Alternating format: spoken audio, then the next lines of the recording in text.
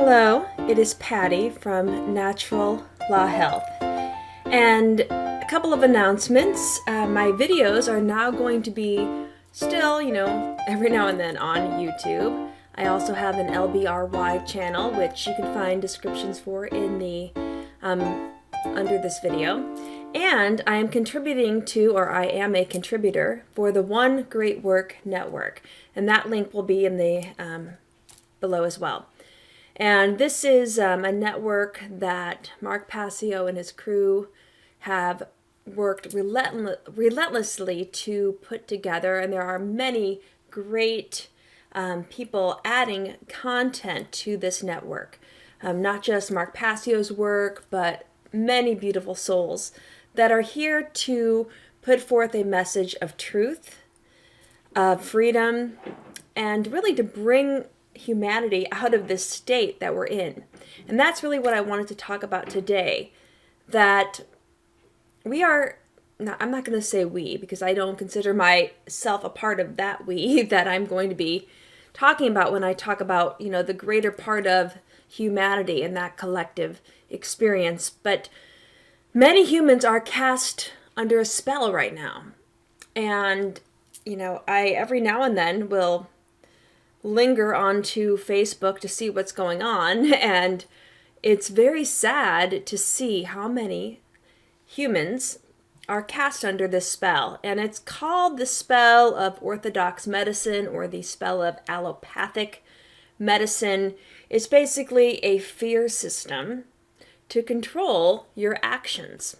So let's back up just a little bit and talk a little bit about what does it mean to be human, and what is this experience that we've come into as we incarnated on this planet. I want to talk about that first. So a little history of you as a soul living in a physical form and having, if you are not aware, but supposed to be having a spiritual experience. And that's the part that I think is missing. So I think before we incarnate onto the planet, and many other great thinkers have brought forth this idea well before me of what I'm sharing with you today. I get a lot of my understanding of this from thinkers like, and I don't want to even call them thinkers, soul experiencers, inhabitants of this beautiful planet, people like Rudolf Steiner, who I think was such an amazing human in his ability to know certain things. And as he has shared, Rudolf Steiner, that the soul, before it incarnates onto this planet in this physical form, it does have an agenda per se, some karmic experiences that need to be allowed. And there are a variety of ways in which those will come to be. There are certain settings that will be brought forth in our experience as a human where we will be allowed to play out that karma. And, sometimes it's in the form of people that we meet. Sometimes it's in the form of illnesses we have to get through. And speaking of illness is not something that we want to suppress and push down away from our experience. Illnesses are learning experiences, as are our relationships with every other human being and life form on this planet. It's all something to be learned from. And we need these lessons. These lessons are much, much, much more important than the lessons you learn in public indoctrination camps or, K through 12 education if you're in the United States. These lessons are soul lessons, spiritual lessons. And we are not just physical. So bringing it back to, the orthodox / allopathic medicine that predominates today. Many people are unaware that, I want to say it was in the early 1900s, the Rockefellers put forth what is called the Flexner Report, which basically put forth an agenda that all other systems of healing will not be allowed or will not be used for humanity. In the United States anyway, how this impacts the world. Obviously the United States is a major influencer of the world. And, this Flexner report basically ended or resulted in many other schools of healing, true schools of healing, by the way, to be shut down. It's like, homeopathic medical schools and naturopathic medical schools. Even healing modalities like, different types of manipulatory schools, chiropractic, osteopathic, all of these were suppressed. Now, some of them have come back. Obviously, chiropractors and osteopaths now practice medicine much like allopaths, unfortunately. I found that out the hard way because I went to an osteopathic medical school. And everybody, wanted to be an allopath. I didn't want to be an allopath, but many people did. And they, I remember my first year of medical school, I was given, free of charge, by the way, a bunch of allopathic propaganda. A couple of physician desk references with all of, the different drugs that we are supposed to use frequently. And these drugs, these pharmaceuticals, are really what makes the fake one eye, the money for these Rockefeller type institutions. They want us to sell drugs. And people have been mind warped. Their minds, and this is the spell, people have been brainwashed to think, and it is a type of brainwashing, please hear me out, to think that we need these drugs, we need these injections, we need all of it to exist on this planet.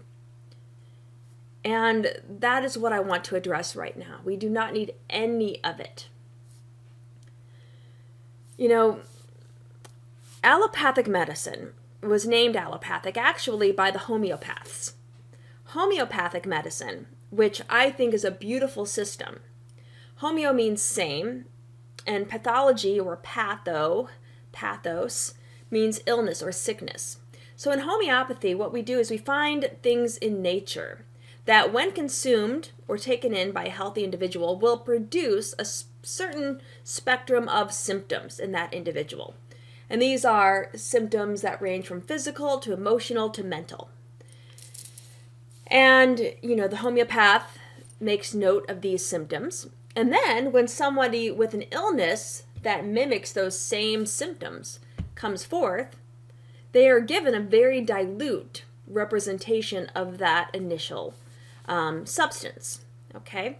And then what happens is that the energy, when it's succussion and, when we kind of dilute and we succuss, meaning we agitate, we do that multiple times, and these are very, very, there's basically nothing physical in this water medium, but the energy. And the energy, when taken in by a living being, an animal, a plant, a human, humans are animals, when it's taken in by us, it will help to guide our beautiful, vital force, that vitality within us, so that our body can get back online to address the best way to help this illness kind of progress through us. And then it's gone. And that's how we can address illness. I, personally only use homeopathy for my animals, the animals that live with me. I don't like to call them my animals. I don't own them. I live with them. I share my life with them. And we share experiences together. And I think this is a beautiful way to treat animals and children. I think they respond beautifully. And I actually am working with a homeopath now for my own issues. And I think naturopathy is beautiful. I think homeopathy actually kind of falls under naturopathic types of modalities, right? Naturopathy, not only does it include homeopathy, but it includes herbal medicines, the plants themselves. So not even diluted plants, but the physical plant can be used as true medicine. So there's just so much from nature we can align with, as well as diet, lifestyle. I really like natural hygiene, where we basically just live by the laws of nature. That's what my personal website and practice is called, Natural Law Health, because by aligning with nature, we can bring ourselves back to a state of balance, back to a state of homeostasis, so we can actually experience those soul lessons that we need to. So here's the thing. Allopathic medicine, which was named allopathic, again from the homeopathic group. Allo means to oppose. And so in allopathic medicine, they see certain symptoms within your body and they try to oppose or suppress them. And when you suppress symptoms and you don't let them express themselves, you push it deeper into your physical form, and that causes the energy of that to become a denser mass within your body. So you might initially have symptoms of, expectoration, like you're sneezing or coughing up something. And if you don't allow that to pass out of you, because those mechanisms are there to remove whatever irritant is causing that in the first place, and it's often an irritation that first brings about some sort of symptomology in our body. If we don't let that set of symptoms do its work and we suppress it, we turn it off. So many people will turn off the process of sneezing or coughing. And then it becomes a bigger issue later on. And guess what? Those bigger issues, allopathy has, ways to suppress those. So maybe that irritation becomes inflammation. Inflammation associated with symptomologies like redness, erythema, swelling, edema, heat, hyperemia, and pain. So redness, swelling, heat, pain, those are now in a certain area of the body, and allopaths will determine where those symptoms are, and then they'll diagnose you with something. So maybe it's occurring in your larynx. They call it laryngitis. Maybe it's occurring in your stomach, gastritis. Maybe it's occurring in the pancreas, pancreatitis. So you see the ending itis, that's how allopaths diagnose you. And then they have drugs to turn off that inflammation. Again, when you turn off the inflammation, it's there to do something. The inflammation is basically what's happening in your body to address that original irritant that was suppressed, but not allowed to evacuate. Now the inflammation is being suppressed. And deeper it goes. And so now the inflammation, even though the symptoms are gone because the drugs took them away miraculously, that inflammation becomes induration. Induration is now hardening of the tissue. The tissue is not as pliable and flexible and working with nature as easily as it once was. The extracellular constituents, the fluid around the cells, are hardening up. It's making it harder for those cells to breathe, to take in oxygen, to release carbon dioxide. And with that, the cells become very stressed. In some cases, when cells become stressed, they start to multiply, right? And that could lead to various neoplasms, various cancers developing in the body. In other cases, stress cells die off, and then we lose organ and tissue function. So we see this natural progression of the body deteriorating when we continue to suppress with drugs. And that's what allopathic medicine is based upon. Back in the day, back in the late 1800s, allopathy was very much something that people tried to avoid when it first came on the scene, because they were using things like leeches and bloodletting. They would bleed people. George Washington, the supposed first president of the United States. There are some alternative or true historians that say there were presidents prior to him. But anyway, George Washington was dealing with certain symptoms, and an allopath treated him and caused him to bleed. And they thought bleeding was removing the bad humors that were causing these symptoms. He ended up dying from this, right? So these types of treatments, when you're opposing nature, are part of a bigger issue in allopathy. So in allopathy, and much of how much allopathy has influenced all of the sciences, they're treating life as a machine. We are not machines. My cat, my dog, not machines. The plants, the trees outside, not machines. Nature is part of a bigger essence. And that's where spirituality comes into play. When you take the spiritual essence out of any life, it becomes just physical, materialistic stuff. And we are not stuff. And allopathy is not looking at the spirit. They're negating the spirit and treating us like a machine. So, allopathic physicians, in their attempt to make something better, they will give you drugs to oppose certain symptoms. They will remove organs, like, we can remove parts of a car. We remove organs from a human body because they're not working correctly. Let's just remove the gallbladder. It's not that important. And it is important. Every single organ in our body is there for a reason and has an essence. I mean, there are etheric and astral versions of every single organ. So that brings me back to the fact that fear has taken over everyone's mind. I was on Facebook, which is always a bad idea. Always. There are some beautiful souls on Facebook, and I like to just kind of see what people are up to. But I have this one group of dog-related posts, and this woman posted how she was amazed at how expensive her veterinarian bill was. And she actually posted the veterinarian bill on Facebook. And it was actually for her 2 little, I think, chihuahuas or something like that. And it added up to over $500 for both of them. And I was looking at all of the treatments. They had received multiple vaccinations that day. I don't know how old these dogs are, but multiple vaccinations and other types of treatments. And I made a comment that little dogs like that and they were yearly, by the way. It said yearly vaccination for like a multiple number of microbes, pathogens that they think we need to protect ourselves from. And I just made a very innocuous comment like small dogs do not need to be vaccinated, especially every year. And so many people attacked me on that.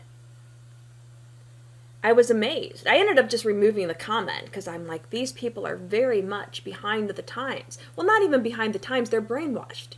That's the brainwashing I want to address, to talk about. So many people right now think they need a vaccine. They think they need vaccines for their pets, for their children, for them, with this fear that's going on right now.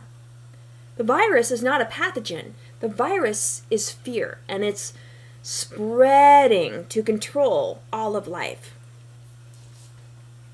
So,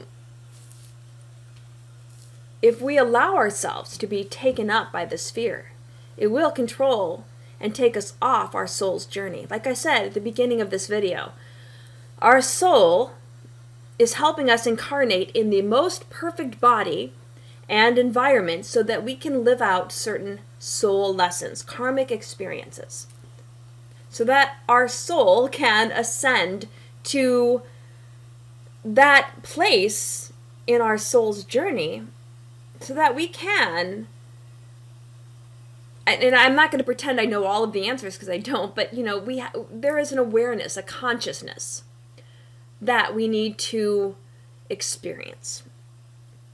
And the more we can pass through certain experiences, the more we will get closer to that.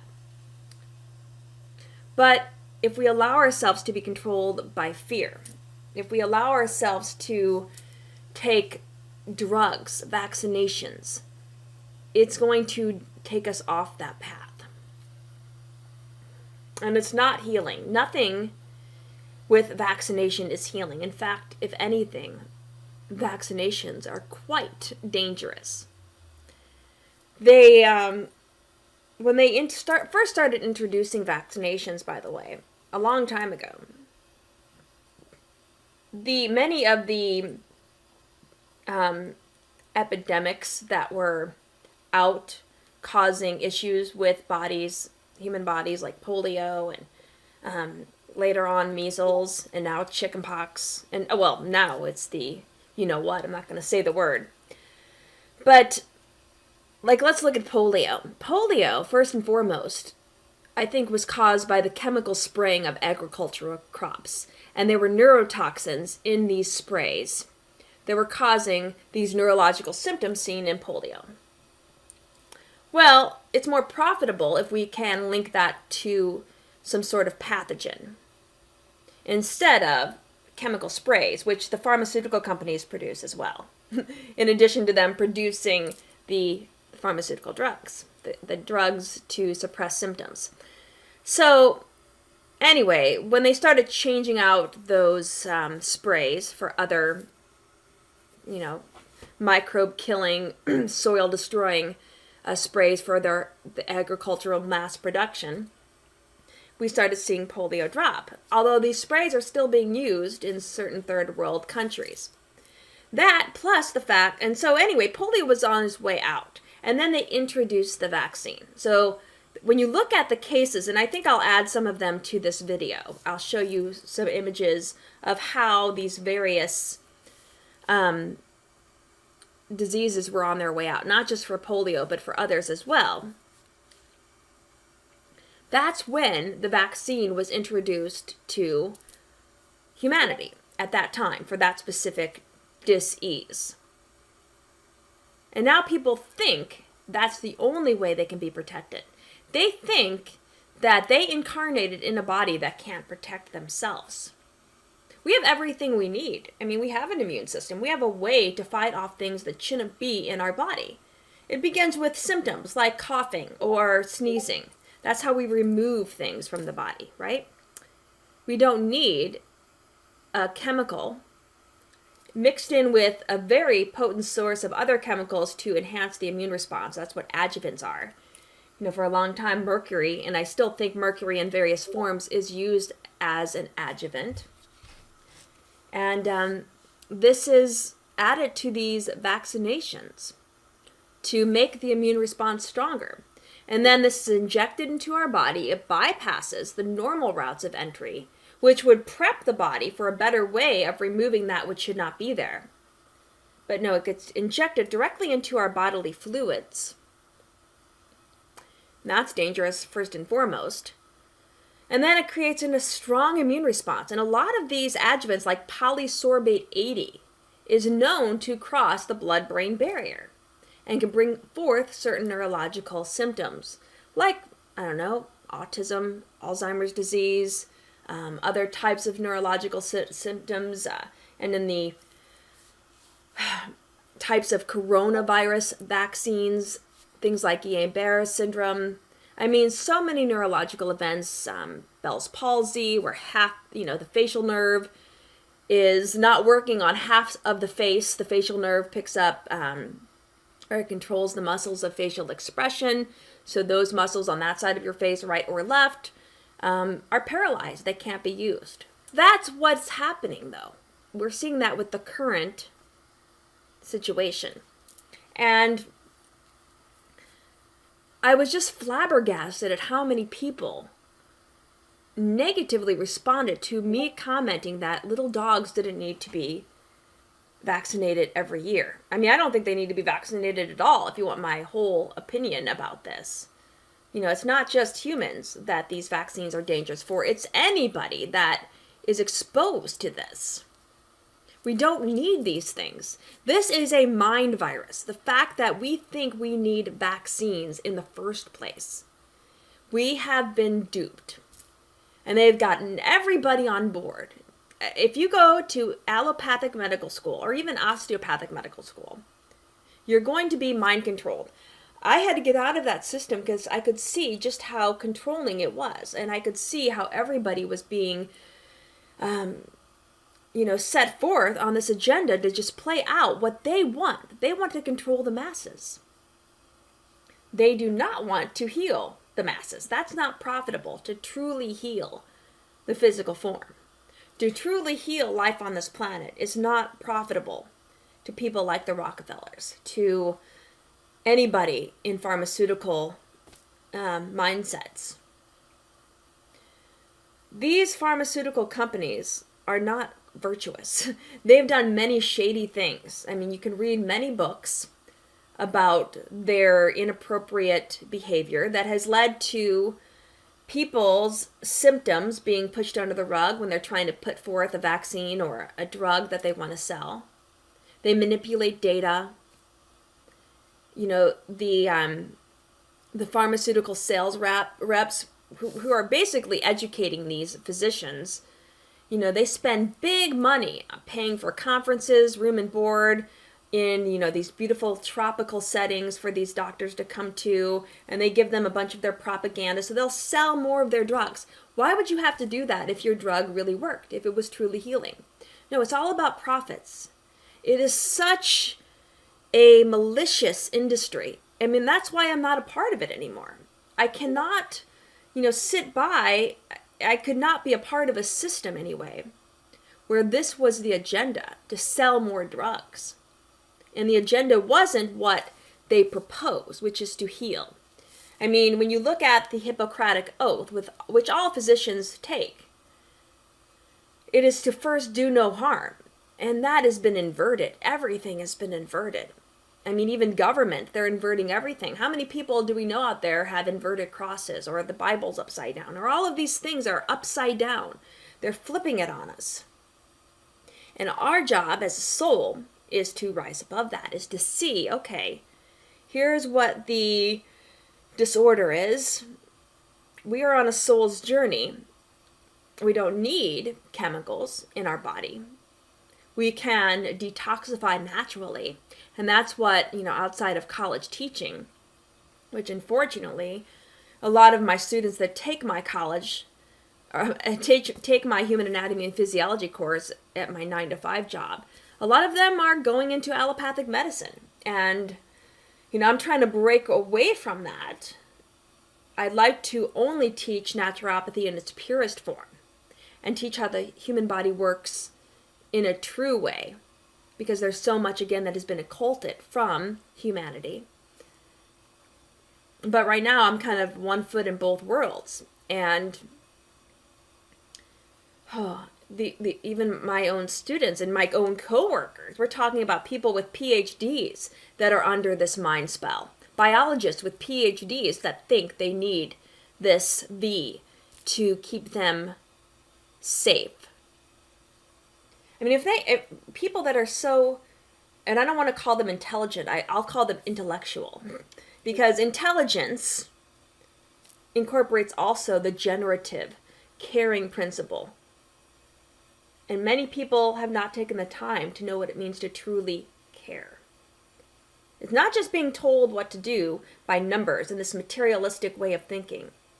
What's the data say? What's the current numbers? That's what, and I'm going to call it the Ahrimanic influence is, if anybody is familiar with Rudolf Steiner. Ahriman is, I think, and I've mentioned this on my last video, has incarnated on this planet. And I don't know if Ahriman is currently one of the individuals responsible for what mind control is going on right now with humanity, and so many people covering up their beautiful faces, not breathing in the oxygen, not smiling, not expressing themselves, connecting with other human beings, things that are needed for our health, for our spiritual well-being. But they're intellectual and intelligent, two different things. When you're using the mind and not the heart, that's not very wise. There's no wisdom in that. So anyway, what I'll finish up with, this is a mind virus. That's all it is. I want to let everyone know, though, that this video will be on the One Great Work Network. And I'll have the link below in the description of this video. It will also be on my other channels, YouTube, LBRY. I have a BitChute channel, but I find it kind of challenging to upload there. It's really kind of slow, although I think BitChute is great. I think any of these alternative media sources are quite needed right now because there's a lot of censorship going on. As part of, the mind virus, we have to control how people think, right, to keep this agenda going forth. I want to let everyone know that I'm going to be starting teaching more in human anatomy and physiology courses, the true way of how the human body works. I've been teaching the normal allopathic agenda way for 20 plus years.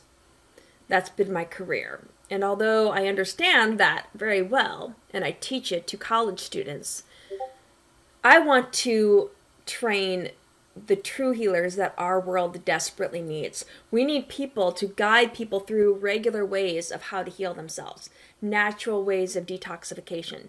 Dr. Robert Morse is putting a lot of great courses together on naturopathic healing, iridology. I'm going to add to that some of the pure sciences, the true, beautiful, loving sciences where we do incorporate spirit.